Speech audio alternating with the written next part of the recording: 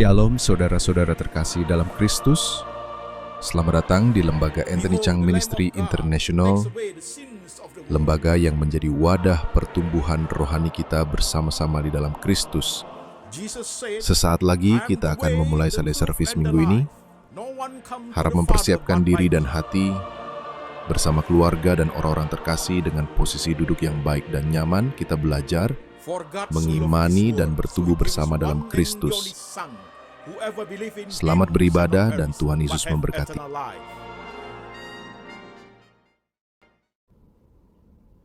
Shalom, jemaat sekalian, saya Pendeta Anthony Chang. Salam kepada seluruh jemaat setia pendengar firman lewat Latsmi, Lembaga Anthony Chang Ministry International. Ibadah Latsmi hari ini temanya adalah dosa masa lalu. Dosa masa lalu.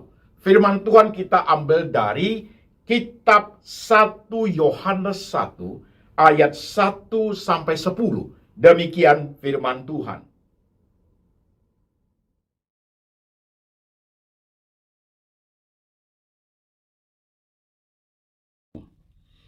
Apa yang telah ada sejak semula, yang telah kami dengar, yang telah kami lihat dengan mata kami, yang telah kami saksikan, dan yang telah kami raba dengan tangan kami tentang firman hidup.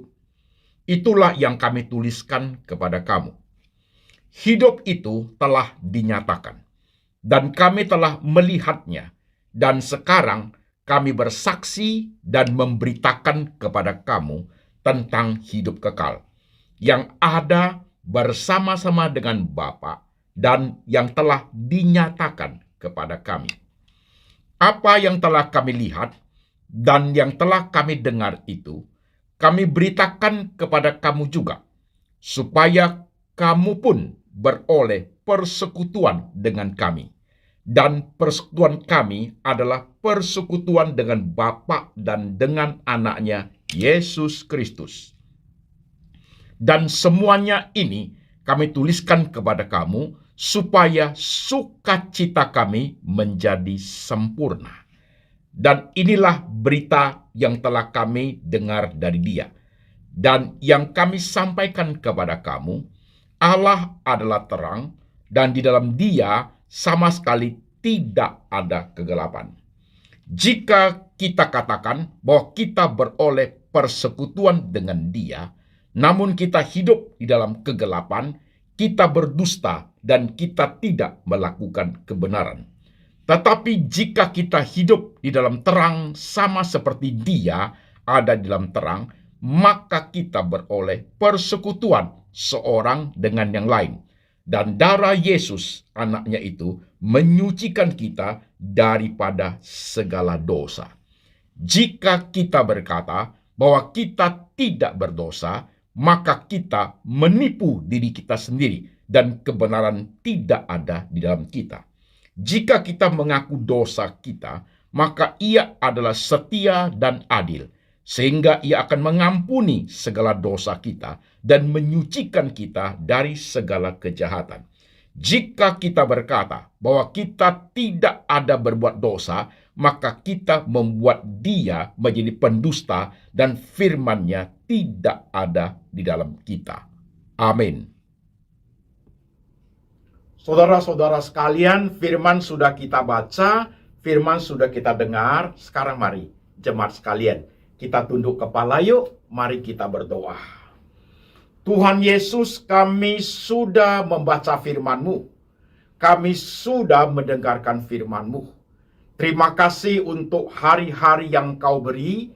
Sampai hari ini Tuhan, kami tetap menerima anugerah demi anugerah. Kami boleh hidup di hadapan Tuhan, bahkan beribadah hari ini.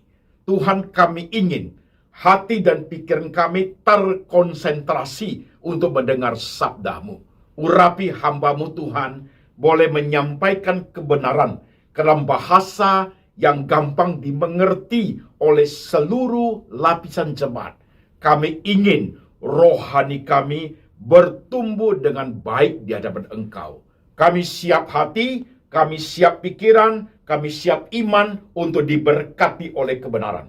Tuhan Yesus berbicara, kami mendengar. Dalam nama Tuhan Yesus kami berdoa. Amin. Shalom jemaat sekalian, apa kabar?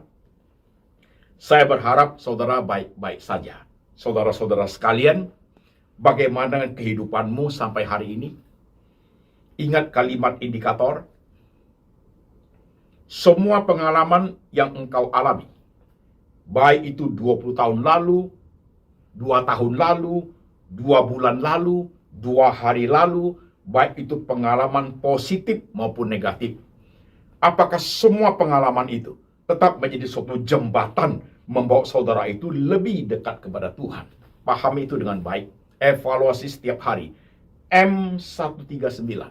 Mazmur 139. Ayat 23 dan 24. Lihatlah hatiku, ujilah aku, kenalah pikiranku. Jikalau jalanku serong, tuntunlah aku ke jalan yang kekal, ya Tuhan. Mazmur 139. Ayat 23 dan 24. Menjadi suatu cara untuk menjaga, mempertahankan, mengamati, mengevaluasi konsistensi pertumbuhan rohani kita. Oke jemaat. Saudara-saudara sekalian, tema hari ini dosa masa lalu. Dosa masa lalu. Tema ini dibuat adalah supaya kepekaan rohani kita, saudaraku, kepekaan rohani jemaat makin hari makin tajam. Dosa masa lalu. Pertanyaan pertama, siapa di antara kita yang tidak punya dosa masa lalu? Siapa di antara kita dalam hidupnya tidak ada sisi gelapnya? Semua iya. Alkitab tadi mengatakan, jikalau kita mengatakan kita tidak berdosa, maka kita menipu diri kita sendiri. Setiap kita termasuk hamba Tuhan, kita punya sisi gelap kehidupan. Kita punya dosa-dosa masa lalu. Tetapi saudaraku, bagaimana memahami tentang dosa masa lalu ini menjadi penting. Hari ini khotbahnya singkat, saudaraku. Saya bahas dalam bentuk 3 poin saja. 3 poin saja. Tetap menggunakan frame of thinkingnya, tetap menggunakan integrative thinking. Oke, saudaraku, perhatikan dengan baik. Level aplikasi menuju analisa. Saudara perhatikan. Jemaat sekalian.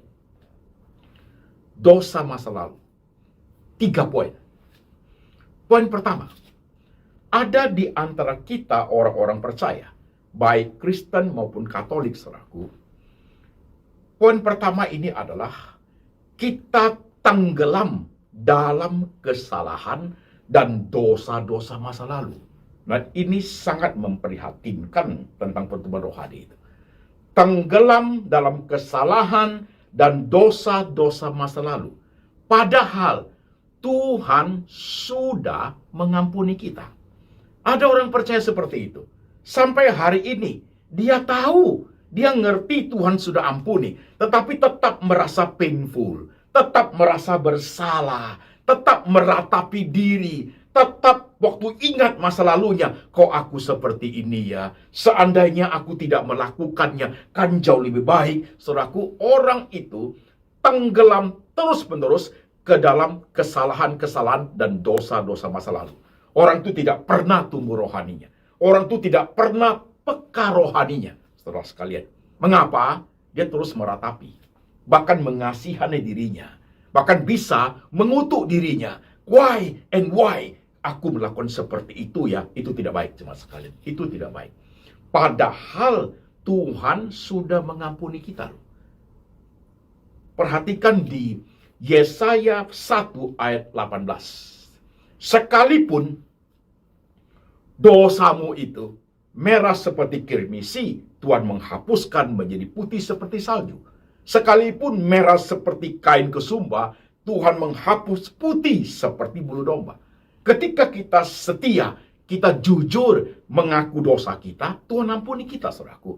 Dan kalau Tuhan sudah ampuni, sudah selesai. Finish, accomplish, selesai. Tetapi kalau kita masih meratapi, kita tenggelam dalam kesalahan yang sudah lewat, yang sudah Tuhan ampuni, jangan-jangan itu akan dipakai oleh setan untuk judgment kita. Kasian banget orang percaya itu. Ingat saudaraku, poin pertama ini. Sebagai orang percaya saudaraku, masa lalu kita, dosa masa lalu kita, setelah kita bertobat, Tuhan sudah mengampuni kita, udah clear, selesai. Jangan tenggelam di dalamnya. Jangan jemaat. Perhatikan poin ini baik-baik saudara-saudara sekalian. Oke? Ada orang seperti itu. Asal ada waktu teringat masa lalunya, painful dia. Itu tidak baik. Lupakan, sudah lewat, sudah. Mungkin jemaat akan bertanya, Pak Pendeta, aku mau melupakannya. Tetapi one moment in time, kadang-kadang melihat peristiwa mirip-mirip yang aku lakukan, aku teringat lagi, Pak. Oh, sekarang jemaat perhatikan. Kalau begitu, caranya begini. Dosa-dosa masa lalu, kesalahan-kesalahan masa lalu, Tuhan sudah ampuni. Oke, racunnya sudah nggak ada. Tetapi kalau engkau teringat lagi, atau ada peristiwa yang mirip, engkau ingat masa lalumu, perhatikan. Jangan berpikir ke arah negatif. Ke arah negatif, saudara akan menghakimi diri. Berpikir ke arah positif, cara berpikir seperti ini. Dulu saya pernah buat seperti itu. Dulu saya melakukan kesalahan seperti itu. Tapi Tuhan sudah ampuni saya. Itu adalah kebaikan Tuhan. Kalau tidak ada Tuhan, saya jadi apa ya? Itu bagus. Dan masa lalu teringat seperti itu akan menciptakan suatu keharuan terhadap Tuhan.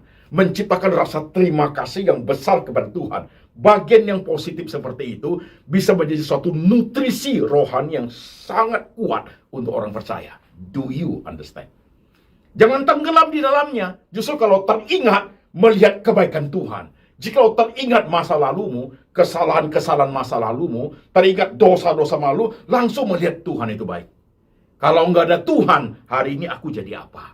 Kalau enggak ada Tuhan, aku di mana? Itu membawa kita kepada suatu kerohanian yang makin tumbuh. Pikirannya positif tentang masa lalu. Oke, saudaraku. Poin ini menjadi penting loh. Supaya setiap kita bisa pahami rohani dengan baik. Saya justru mau bahas ini supaya semua bagian dari hidup kita tidak ada yang terlewati. Detail, saudaraku. Kadang-kadang ada bagian-bagian pernik kerohanian kita itu yang kita lewatkan. Kita anggap sudah selesai. Belum selesai. Ada sebagian dari orang percaya. Seperti itu modelnya. Oke, poin pertama tadi itu, ingat. Jangan tenggelam dalam kesalahan dosa masa lalu. Padahal Tuhan sudah ampuni. Sudah lewat, sudah selesai. Jikalau teringat, ingat akan karena Tuhan, maka saudara bertobat. Begitu. Akan menciptakan suatu kerohanian yang luar biasa kuatnya. Day by day. Oke? Sekarang poin kedua, saudaraku. Ada orang-orang tertentu, orang-orang percaya, saudara sekalian. Ya. Poin kedua ini. Mereka itu pura-pura bertobat. Nah, ini bahaya. Jemaat perhatikan. Tentang dosa masa lalu mereka, tentang kesalahan masa lalu mereka pada masa lalu itu, pura-pura bertobat. Setelah merasa Tuhan mengampuni, mereka merasa puas. Karena kenapa? Ternyata dengan cara begini Tuhan mengampuni. Padahal Tuhan tidak bisa dipermainkan. Padahal Tuhan itu maha tahu, jemaat sekalian. Ketika kita pura-pura bertobat, sebenarnya kita bukan mempermainkan pengampunan Tuhan. Kita mempermainkan diri sendiri. Kita membohongi diri kita sendiri. Tuhan tidak bisa dipermainkan. Karena Tuhan itu maha tahu. Nah, poin kedua ini, banyak anak-anak Tuhan, saudaraku, pura-pura bertobat. Kalau sudah bertobat, Tuhan sudah ampuni saya, dia akan lakukan lagi. Jadi contohnya, saudaraku, Minggu datang mengaku dosa, Senin buat lagi, saudaraku. Itu orang bagian kedua itu seperti itu. Perhatikan, dosa masa lalu yang dia lakukan itu tidak ada niat untuk bertobat. Sama sekali tidak ada. Malah mempermainkan dirinya sendiri. Seolah-olah dia mampu membohongi Tuhan. Mampu menipu Tuhan. Padahal sebenarnya tidak, jemaat sekalian. Poin kedua ini harus hati-hati. Terkadang anak-anak Tuhan itu merasa cukup pintar dalam hal ini. Mungkin dengan pendeta, saudara bisa bohong. Mungkin dengan hamba Tuhan, dengan pasangan hidup, dengan keluarga, bahkan dengan teman-teman, saudara pintar bersilat kata, pintar berkata-kata, pintar menggunakan banyak kalimat, saudaraku, menutupi semua kesalahan. Orang lain tidak bisa mendeteksi, tapi Tuhan tidak bisa diperlakukan seperti itu. Tuhan tidak bisa. Tuhan melihat paling dalam hati kita. Maka ingatlah Mazmur 139. Lihat hatiku, lihat pikiranku. Tidak bisa kita lepas dari situ. Tidak akan, saudaraku. Nah, poin kedua ini, jemaat sekalian. Kalau anak-anak Tuhan itu main-main di area seperti itu, saudaraku, ya, terus hidup di bagian seperti itu, orang-orang demikian tinggal tunggu tanggal mainnya dihukum oleh Tuhan. Biasanya seperti itu. Dan dia malah merasa rohani. Kadang merasa Tuhan sudah ampuni, sorry ya Tuhan, aku jatuh lagi dan jatuh lagi. Karena kenapa? Memang waktu dia minta ampun, pura-pura pengampunan itu, pura-pura bertobat itu, saudaraku, dalam hati orang percaya yang paling dalam itu tidak ada keinginan untuk bertobat. Tidak ada. Tidak ada suatu kekuatan di dalamnya untuk sungguh-sungguh tidak mau melakukannya. Tidak ada. Yang ada adalah, kalau sudah diampuni, next time sorry Tuhan.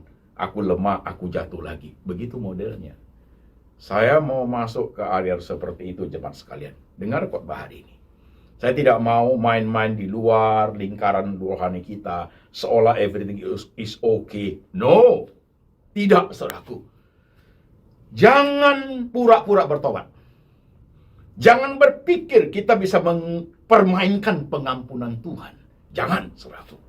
Nah, orang-orang seperti itu hidup dalam dunia yang mereka hidupi, baik dunia rohani, iya, baik dunia sekuler, betul. Dua-dua dunia itu dia hidup di dalamnya dengan mempermainkan dirinya sendiri. Orang seperti itu tidak pernah ada pertobatan. Kalau sudah seperti ini modelnya, saudaraku, maka dia akan lari ke poin ketiga. Tadi poin 1 udah.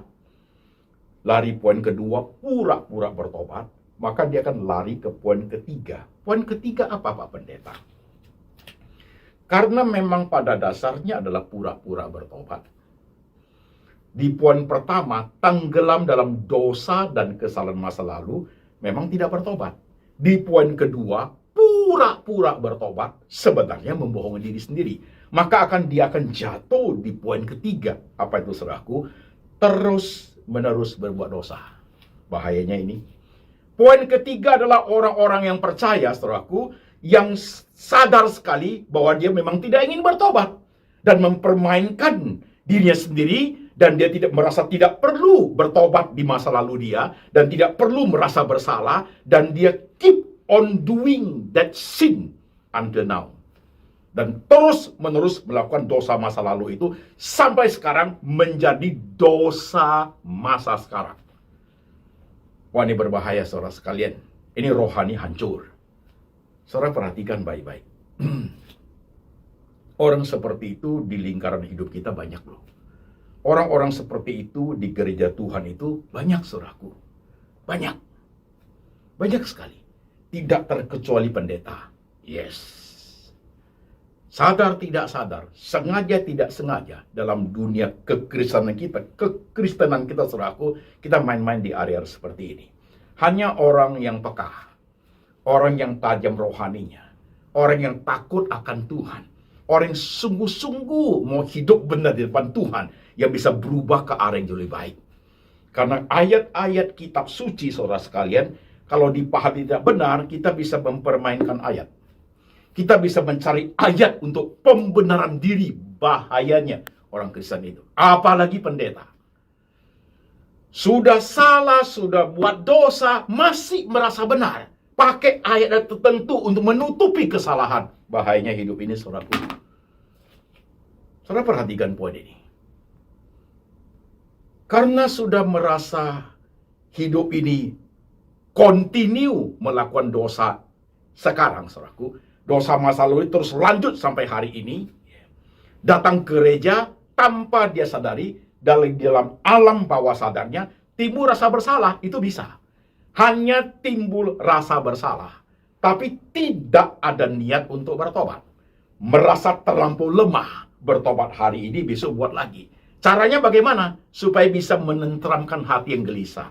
Supaya bisa seolah-olah rohani dipandang oleh teman-teman, oleh teman saudara seiman gereja, bahkan dipandang oleh pendeta, bahwa seolah-olah dia rohani. Bagaimana saudaraku? Cuci dosa. Gereja butuh apa? Apa yang kurang?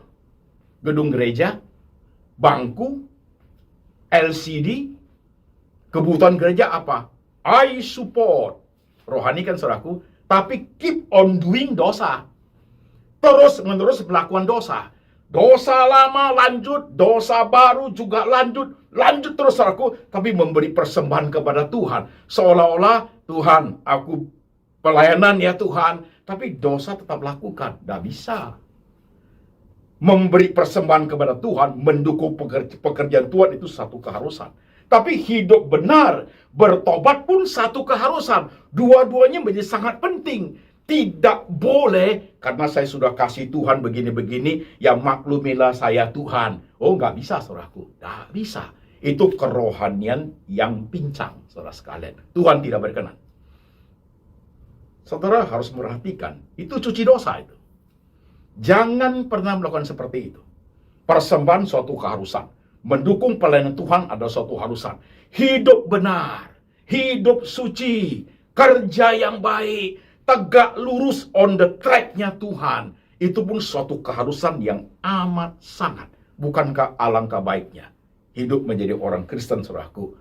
Pelayanan juga iya, mendukung pekerjaan Tuhan juga iya, dan hidup benar juga iya. Bukankah itu paling bagus? That is the best, man. That is the best. Perhatikan poin hari ini, jemaat sekalian. Perhatikan. Jikalau kita mengaku kita tidak berdosa, kita membohongi diri kita sendiri. Artinya, setiap kita punya sisi gelap masa lalu. Setiap kita punya kesalahan-kesalahan dan dosa-dosa masa lalu. Masalahnya adalah, apakah engkau sudah bereskan itu dengan baik sesuai dengan khotbah hari ini? Saya ingin sekali jemaat, saudara-saudara yang sudah sekian tahun mengikuti khotbah saya, saudara-saudara yang sekian tahun sudah mengikuti di Latsmi, lembaga Antoni Chang Ministry Internasional itu, rohani makin tajam, makin sigap, ya, makin peka terhadap semua hal yang tidak beres dalam rohani kita. Satu persatu kita urai dengan baik, jemaat sekalian. Jadi hidup ini makin hari makin berkenan kepada Tuhan. Makin berkenan kepada Tuhan. Dan hati ini menjadi sukacita, saudaraku. Karena tidak ada sesuatu yang tersimpan di dalamnya yang tidak baik, jemaat sekalian. Lihatlah pikiranku, lihatlah hatiku. Jikalau jalanku serong, tuntunlah aku di jalan yang kekal ya Tuhan. Perhatikan ayat itu. Mazmur 139, ayat 23 dan 24.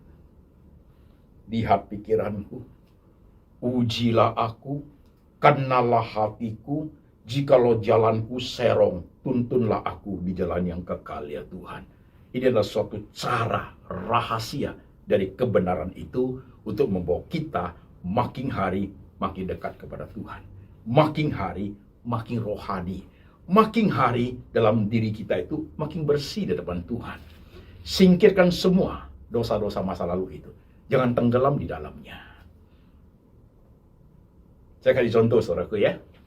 Masih ingat di Injil Yohanes, ada seorang perempuan yang ditangkap oleh orang-orang Farisi itu, yang ketangkap basah berzina. Mereka membawa perempuan itu ke hadapan Tuhan Yesus. Mereka berkata, "Guru, ini wanita tertangkap basah berzina. Mau kita apakan dia? Menurut hukum Musa, orang seperti itu harus dirajam pakai batu sampai mati. Bagaimana menurut engkau, guru?" Saudara perhatikan mereka-mereka orang Farisi itu.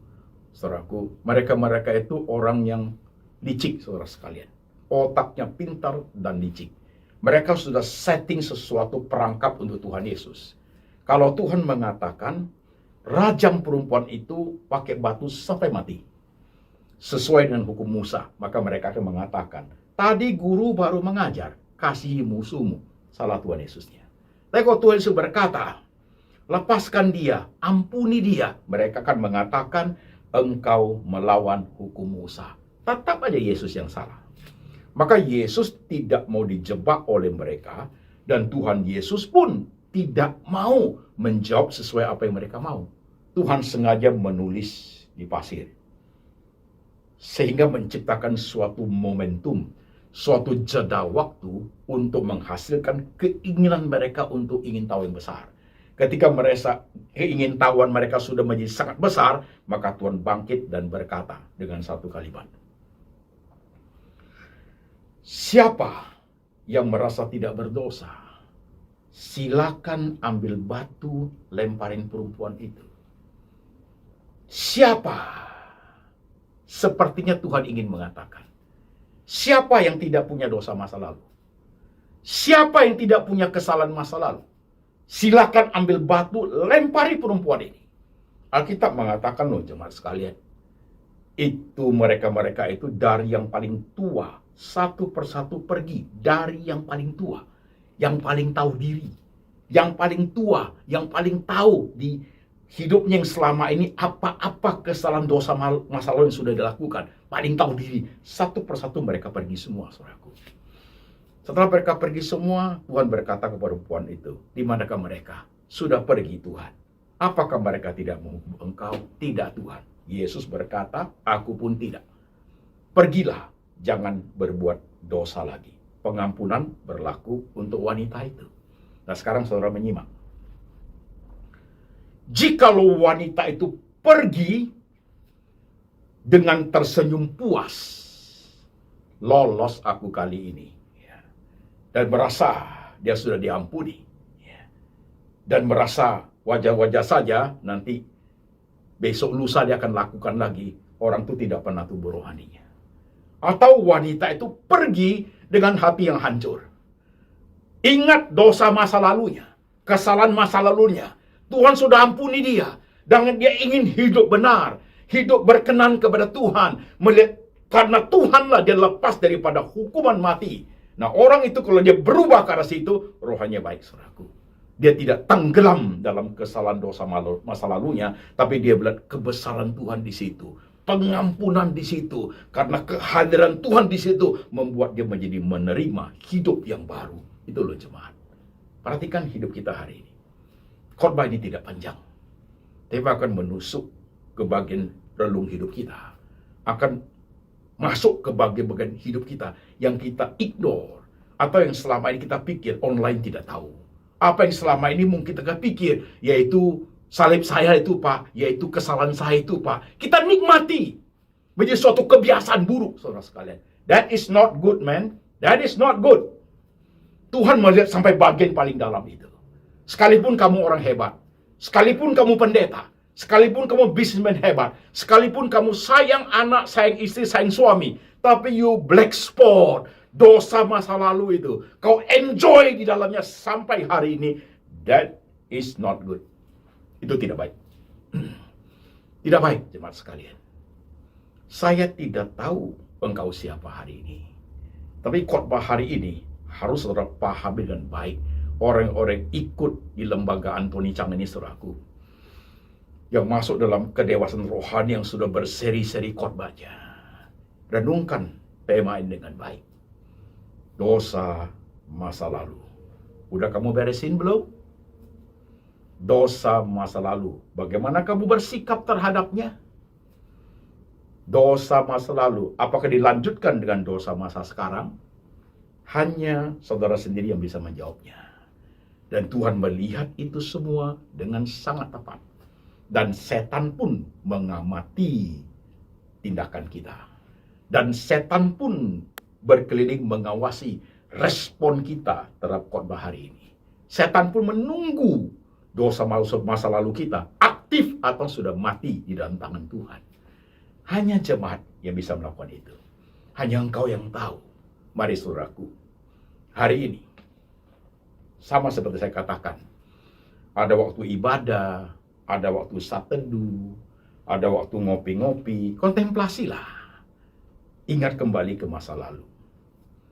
Tuhan, kalau bukan karena Engkau, saya jadi siapa hari ini? Terima kasih Kau sudah ampuni saya. Good. Dan jangan lupa, tambah lagi satu doa. Tuhan, jaga saya ya Tuhan, supaya saya tidak melakukan dosa yang sama. Tuhan, jaga saya ya Tuhan, supaya tidak terulang lagi kesalahan dan dosa yang lama. Minta Tuhan jaga. Karena kita lemah. Roh penurut, tapi daging lemah. Minta Tuhan jaga kita. Dan always pray for yourself. Oke, jemaat? Oke.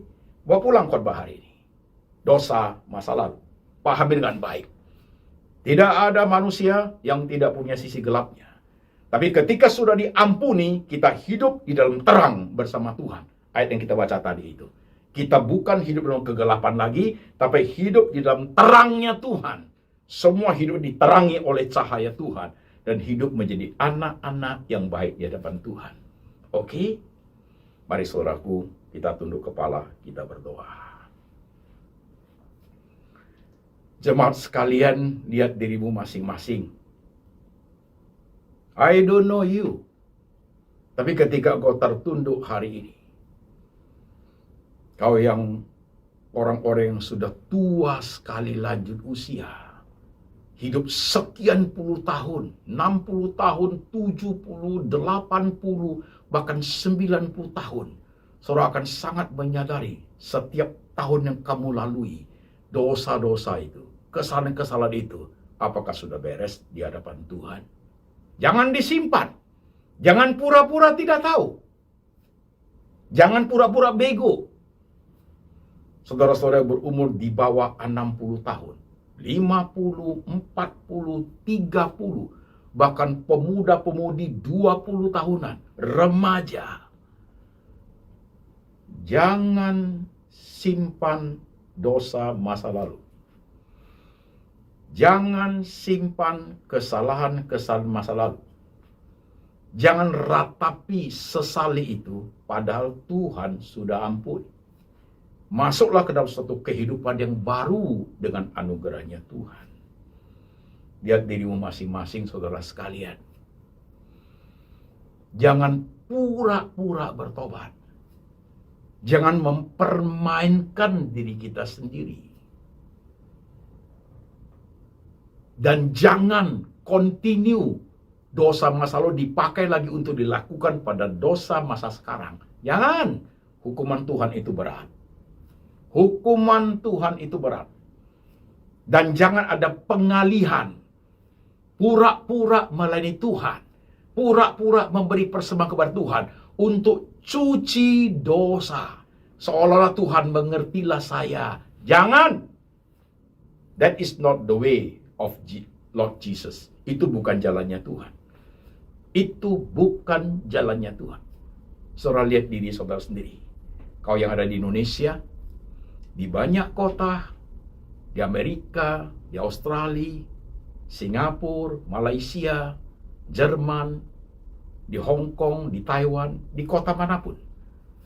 Dalam berbagai profesi, ibu rumah tangga, ekonom, politikus, pengacara, dosen, mahasiswa, dosen teologi, pendeta, diaken, pelayan-pelayan Tuhan, businessman Kristen yang baik, yang cinta Tuhan.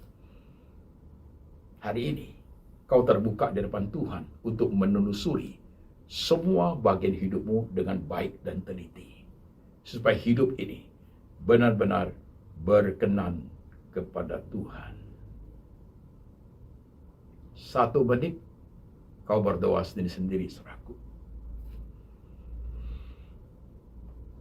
Telusuri semua bagian hidupmu, hari demi hari yang kamu hidupi bersama dengan Tuhan.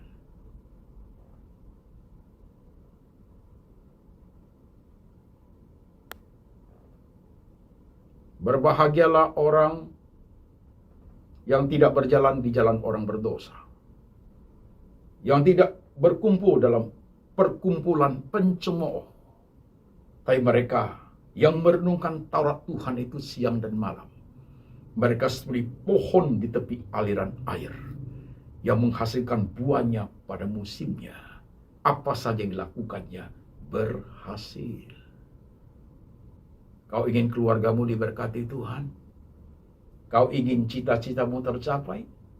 Kamu ingin bisnismu baik? Kamu ingin bisnismu baik? Kamu ingin keluargamu harmonis?